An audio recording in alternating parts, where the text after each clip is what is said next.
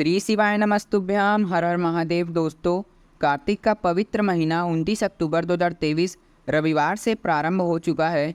और कार्तिक का महीना कितना ज़्यादा पवित्र और विशेष होता है यह तो आप सभी जानते ही होंगे। जो लोग पूज्य गुरु जी की कथा सुनते हैं वह जानते हैं कि कार्तिक का महीना कितना ज़्यादा पवित्र और विशेष होता है। और इसी महीने के किसी भी दिन या फिर हर दिन आपको कुछ विशेष उपाय करना है। और आप सभी जानते हैं कि कार्तिक के महीने में नियमित रूप से किया गया कोई भी उपाय कभी भी खाली जाता नहीं है।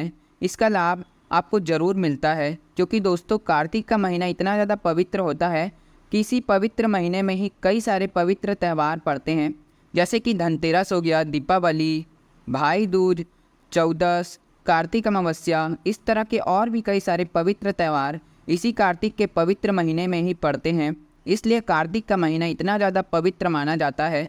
आज के इस वीडियो में हम लोग आपको 3 ऐसे महा उपाय बताएंगे जिसे आपको इस कार्तिक के महीने में करना है। आप चाहे तो रोज़ रोज़ भी इस उपाय को कर सकते हैं।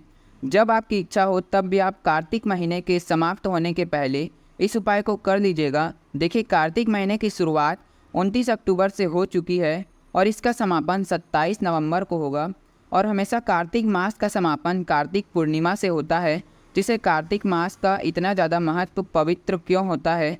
क्योंकि कार्तिक का मास का पूरा महीना भगवान विष्णु जी को समर्पित होता है।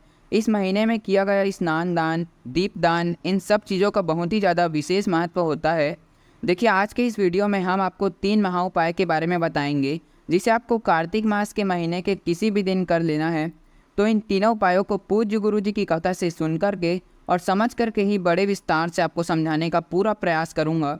परंतु उससे पहले आप सभी से एक छोटी सी प्रार्थना थी कि यदि आप भी भगवान भोलेनाथ को सच्चे दिल से मानते हैं तो पूरी सच्ची श्रद्धा से इस वीडियो को एक लाइक करना और चैनल को सब्सक्राइब करके कमेंट बॉक्स में हर हर महादेव जरूर लिखिएगा। देखिए, कार्तिक का महीना देवों का महीना कहा जाता है। यह पूरा महीना भगवान विष्णु जी को समर्पित होता है। देखिए, उपाय बताने से पहले हम आपको पूज्य गुरु जी द्वारा बताए गए कार्तिक मास के 7 नियमों को बता देते हैं। तो पहला नियम है दीपदान, दूसरा है पवित्र तीर्थ स्नान पर स्नान करना, तीसरा है तुलसी पूजन। तुलसी पूजन का इस महीने में बहुत ही ज़्यादा विशेष महत्व होता है। चौथा है भूमि पर्चन, पांचवा है शरीर पर आपको बिल्कुल भी तेल नहीं लगाना है, छठवा है कि आपको अपने जीवन में संयम रखना है और सातवां और आखिरी नियम है ब्रह्मचर्य का पालन करना। देखिए, ब्रह्मचर्य का पालन करने का बहुत ही ज़्यादा विशेष महत्व है।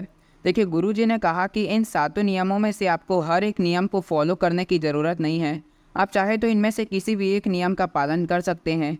देखिए, गुरुदेव ने कहा है और स्कंद पुराण में भी लिखा हुआ है कि कार्तिक के समान और दूसरा कोई महीना नहीं होता। तो इस महीने में जो पहला महा उपाय जो आपको करना है उसे आप ध्यान से समझना। तो इस उपाय में सबसे पहले आप तुलसी जी की लकड़ी ले लेना। जो सूखी वाली लकड़ी होती है ना तुलसी जी की, तो उसे आप ले लेना। तो उसकी आप 7 लकड़ियाँ ले लेना, छोटी छोटी 7 लकड़ियाँ लेना। और उन 7 लकड़ियों को जो सफ़ेद सूत आती है ना, तो उन सफ़ेद सूत से आपको उन 7 लकड़ियों को एक साथ बांध देना है।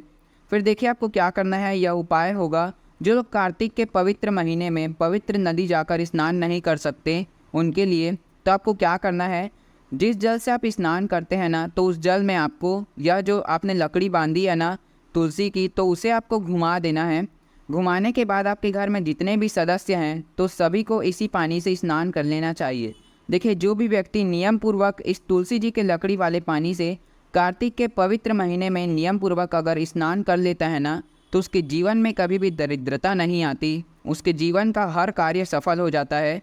उसका मन हमेशा पवित्र रहता है। उसके जितने भी पाप होते हैं वह नष्ट हो जाते हैं। तो इस कार्तिक के महीने में आपको तुलसी जी के जल से स्नान जरूर करना चाहिए। देखिए, अगर आपके घर में तुलसी जी की सूखी लकड़ी नहीं होती है तो आप क्या करना, तुलसी जी का पत्ता लेना और उसे एक लोटे में डुबाना और फिर से उस तुलसी के पत्ते को निकाल करके उस लोटे वाले जल को आप अपने स्नान करने वाले जल में मिला करके नहा लेना। तो ऐसा भी आप कर सकते हैं अगर आपके घर में तुलसी माता की सूखी लकड़ी नहीं है तो। मतलब आपको तुलसी जी के जल से स्नान करना ही चाहिए इस कार्तिक के पवित्र महीने में।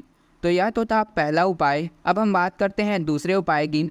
देखिए, यह उपाय आपको कार्तिक महीने के प्रत्येक रविवार पर प्रत्येक गुरुवार को करना है। आपको क्या करना है, आपको सूर्य देव को अर्घ देना है। अर्घ कैसे देना है, तो देखिए, आप सभी जानते हैं कि कार्तिक का पवित्र महीना भगवान विष्णु जी को समर्पित होता है। तो आपको क्या करना है, गुरुवार या रविवार के दिन आपको स्नान करने के बाद एक तांबे के पात्र में जल ले लेना है और उस जल के अंदर आपको 11 काले तिल के दाने आपको डाल देने हैं। ओम नमो भगवते वासुदेवाय नमः इस मंत्र का जाप करते हुए आपको 11 काले तिल के दाने उस जल के अंदर डाल देने हैं। फिर इसी के साथ आपको क्या करना है, तो जो तुलसी माता की जो मंजरी होती है ना, तो उस मंजरी को आपको निकाल करके लाना है और उसकी जो बीज है उसे आपको लोटे के अंदर डाल देना है। देखिए, अगर आपको मंजरी ना मिले तो आप सिर्फ काले तिल का इस्तेमाल भी कर सकते हैं, क्योंकि आप सभी जानते हैं कि काला तिल भगवान विष्णु जी को कितना ज़्यादा प्रिय होता है। और इसी के साथ आपको इसके जल के अंदर डाल देना है थोड़ा सा गुड़। देखिए, तो अगर आप किसी नौकरी की परीक्षा दिलाने जा रहे हैं, या फिर आपके घर में धन धान्य की बहुत ज़्यादा कमी है, या फिर आपके घरों को किसी रोग ने घेर लिया है, हमेशा कोई ना कोई सदस्य बीमार रहता है, या फिर आपकी ऐसी कोई मनोकामना है जो काफ़ी समय से पूरी नहीं हो रही है, तो आपको क्या करना है, आपको उस लोटे को लेकर के सूर्यदेव के पास जाना है, उन्हें निहारना है और फिर उस लोटे को अपने मस्तक से धीरे धीरे ऊपर करते हुए आपको सूर्य नमस्कार के मंत्र का जाप करते जाना है और फिर धीरे धीरे आपको जल को भगवान सूर्य को अर्पण करते जाना है। आपको एक साथ पूरे जल को अर्पण नहीं करना है, आपको थोड़ा सा जल अर्पण करना है, फिर रुकना है, फिर थोड़ा सा जल अर्पण करना है, फिर रुकना है। और जल अर्पण करते समय आपको ओम सूर्याय नमः इस मंत्र का जाप करते जाना है। जल अर्पण करने के बाद सूर्य देव की रोशनी आपको लेनी है। इस रोशनी से आपके जितने भी रोग हैं ना, जितने भी कष्ट है ना, वह सब समाप्त हो जाएगा, उनका अंत हो जाता है। जल अर्पण करने के बाद आपको सूर्य देव को प्रणाम करना है और वहीं पर आपको 7 बार सीधे घूम जाना है।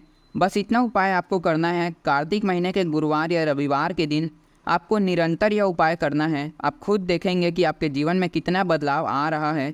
तो यह वाला उपाय आपको करना है, आप भूलिएगा मत, इस उपाय को ज़रूर करिएगा। अब हम बात करते हैं आखिरी विशेष उपाय की तरफ। तो देखिए दोस्तों, इस उपाय में आपको दीप दान करना है। आप सभी जानते होंगे कि कार्तिक के महीने में दीप दान करने का कितना ज़्यादा विशेष महत्व होता है। तो आपको तुलसी जी के स्थान पर आपको दीप दान करना है। देखिए, घर पर हम भी दीप दान कर सकते हैं, लेकिन आपको एक नियम बना लेना है कि हर दिन आपको तुलसी जी के स्थान पर आपको दीप दान करना है। देखिए, दीप दान करने का भी एक क्रम होता है। तो या तो आपको सूर्यास्त के बाद दीपदान करना है या फिर आपको सूर्योदय के पहले दीपदान करना है। देखिए, सूर्योदय के पहले आपके पास में 1.5 घंटा होता है। आप 4:30 बजे से 6 बजे के बीच में कभी भी आप दीपदान कर सकते हैं। आपको सूर्योदय के बाद दीपदान नहीं करना है, या तो आप सूर्योदय के पहले करना या फिर आप सूर्यास्त के बाद करना। तो यह कार्तिक का पवित्र महीना चल रहा है जो कि भगवान विष्णु जी को समर्पित होता है। तो आपको इस दीपक में गोल बाती का प्रयोग करना है और तुलसी जी के निमित्त आपको रोजाना इस दीपक को प्रज्वलित करना है। जिसे कार्तिक महीने में किया गया यह दीपदान बहुत ही ज़्यादा विशेष महत्व होता है। आपको ज़रूर करना चाहिए, आपकी हर मनोकामना पूरी होगी। अगर आप किसी नौकरी के लिए परीक्षा दिलाने जा रहे हैं, आप उसमें ज़रूर सफल होंगे। देखिए, आप रोज़ रोज़ भी इस उपाय को कर सकते हैं या फिर आप किसी विशेष तिथि पर भी दीपदान कर सकते हैं, परंतु आप इस उपाय को भूलना बिल्कुल भी नहीं है। बस आपको इस चीज़ का ध्यान रखना है कि आपको या तो सूर्योदय के पहले या फिर सूर्यास्त के बाद आपको दीपदान करना ही है। तो देखिए, आज के इस वीडियो में हमने 3 महा उपाय के बारे में बात किया है।